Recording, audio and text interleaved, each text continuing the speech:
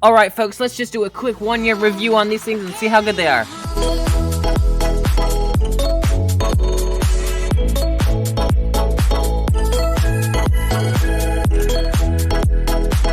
Alright, let's take a closer gander at these lights. So, let's look at here. So we have the daytime running lights, which run on the outside here. It looks pretty good that way, with just on the outside, add a nice flare to your Jeep on both sides, so it just looks cool running down the road.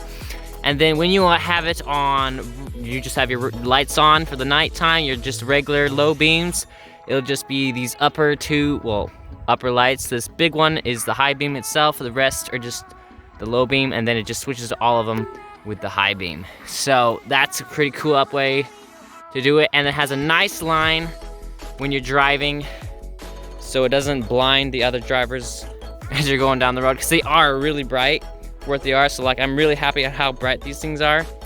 Now if we look at the wear and tear on them, let's see if we can get an angle on it, we can see, because you can't really see anything because these are just plastic covers on the outside. They aren't glass, so it's just plastic, but from the looks of things, it isn't really scratched up from rocks or nothing, so that's a plus. So it's a pretty hard plastic in general, so it's not necessarily scratched up.